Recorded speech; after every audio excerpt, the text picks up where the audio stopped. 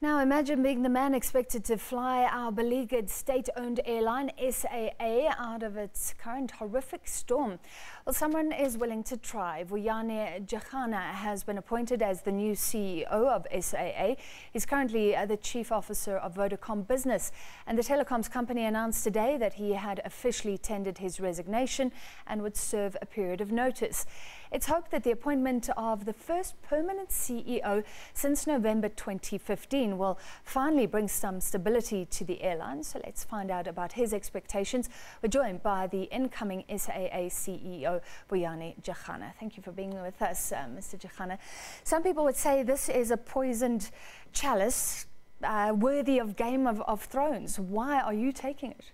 Well, if you look at the business case for an airline in South Africa, given the geography, the size of the country, and its proximity in sub-Saharan Africa, there is definitely a case for an airline that is able to run its own business and be profitable within the context of the margins and the economics of the airline industry overall. What I believe in is that because they are customers, and it plays a very clear developmental role in terms of linking South Africa with the rest of the world, but that must be done within a sustainable commercial and economic model. So if I look at that context, I believe that albeit the challenges that we see in SAA, within the right framework of execution of the strategy, a committed shareholder and the board and the executive that stays put in executing the strategy, there is a space for under the sun for SAA. So have you been sad looking at what's been happening? We hear of Kenyan airlines doing well, Ethiopian airlines doing wonderfully well, and we are behind. And do you think good management can turn that around when there's so much politics? Well, absolutely. The good management will turn it around. I actually think that even the board, the committed board, the shareholder has been very, very clear about backing SAA as an asset for the nation. What we need to do, the shareholder, the board, the executive team have to execute on the plan. And there's a place for SAA, albeit that it might be in a different shape. Business continues to evolve. You continue to shape the structure of the business, your business plan, your business model, the strategy based on what you see in the market, level of competition, customer preferences and taste and preferences. So you need to adjust. And that's what I think in the SAA context. So if you do those kind of adjustment and execution, there is a space for the airline under the sun. You said that government is supporting SAA. We're seeing a scuffle to get a bailout together. But are you willing to weigh in on that debate? Some say don't throw good money after bad. Don't continue to prop this up. We should privatize, or at least parts of the airline. Well, I think the discussion around whether you privatize or not, I think government has been very clear about in terms of that position. I do think, though, the role of management and the board is to execute on the strategy at hand.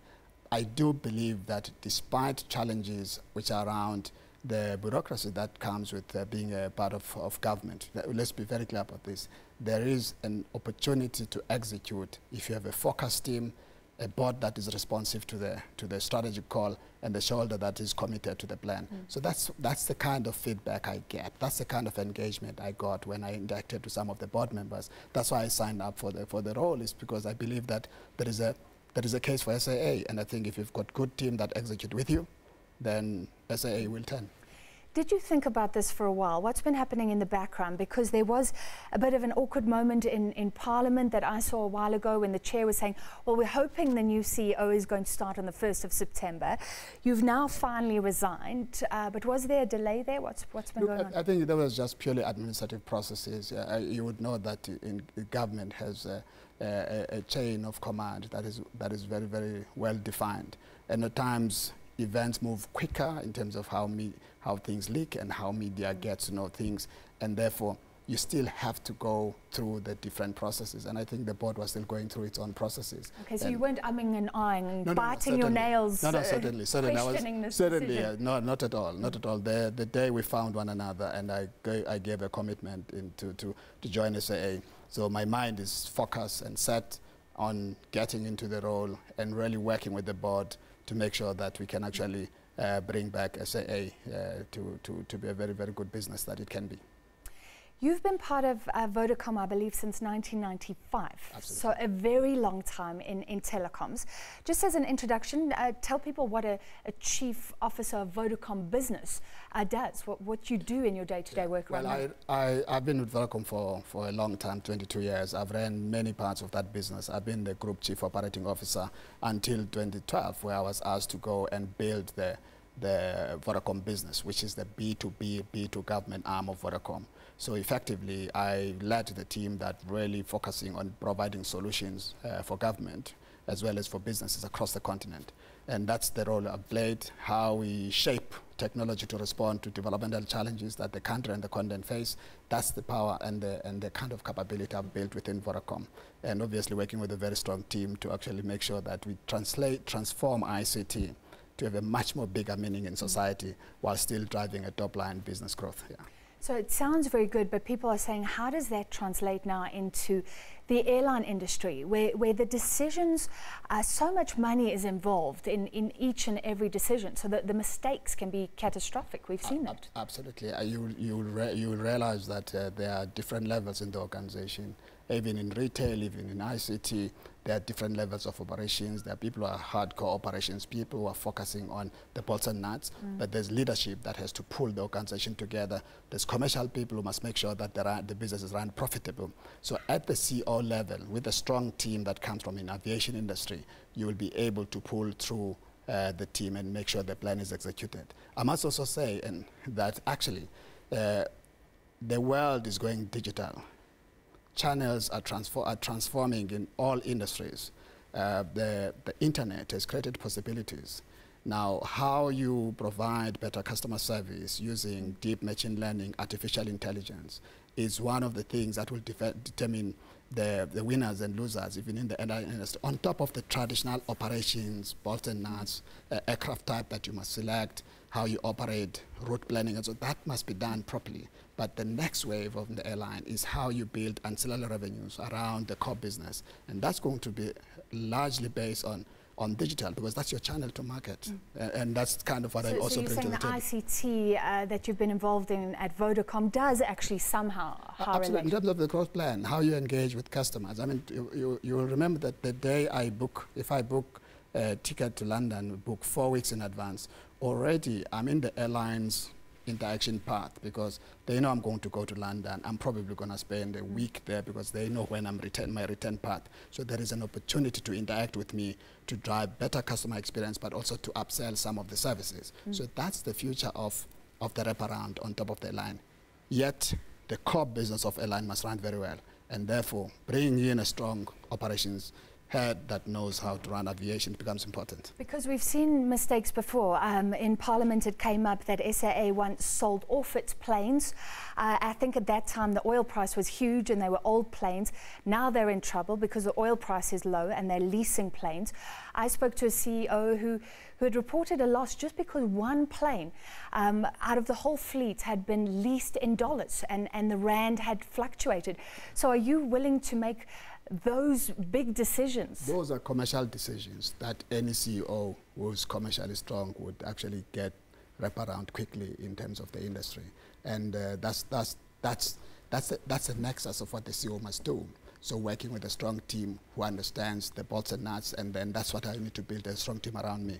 But those big decisions, those are commercial decisions, financial engineering decisions, trade-offs, because you make those trade-offs based on where you are as a business, what kind of challenges you face. And it's about commercial decision-making, and that's what I've been doing all the time at Vodacom, albeit that I've not been buying planes. I've been buying other things. I've been trading with customers. So top team that's strong, that understand aviation, which I must lead to make the right decisions at a commercial level. This is not airline for its own sake. It's airline to transport passengers, but most importantly, to make sure that it can be profitable on its own. That's the big thing, and that's the role I need to play. aviation experience surely is needed. I'm a bit worried because apparently still waiting for a chief operations officer. So do you feel like you'll have anybody to lean on who has a strong history in airlines? Well, I'm not at SAA today, so I'm still going to SAA. But clearly, part of the battle box of turning around SAA is strong leadership, committed executive, strong board who face the same direction like the executive team. Very strong people who've got experience on the commercial side as well as the core aviation skills. So when I get there, I'll be able to analyze and look at those things. But part of the solution is to make sure that you've got that strong team that is able to work with you to transform the airline. And that's the big focus I'm going to be doing. Well, we do all wish you the best of luck. Final question, what is your relationship like with Dudu Myeni, a controversial figure we saw in Parliament again, the President being attacked about her continued presence as chair of the airline? Well, the only relationship I have will be with the board, as she's the chair of the board. When the time comes, when I get there, we'll build the relationship with the board overall, including the chairman. So I have no relationship with the board at all other than the process that I've engaged with today. And the belief, therefore, is on the plan, the commitments that I've got from them in terms of the power of their vision and what they want to achieve, and the fact that they saw that I will be able to work with them and deliver the plan. Okay, and please chat to us once you've had to make those difficult decisions, once you're in the job. Thank you for being with us tonight. Thanks for having me. Thank you. Thank you. That was Vuyani Jarana, the incoming SAA CEO.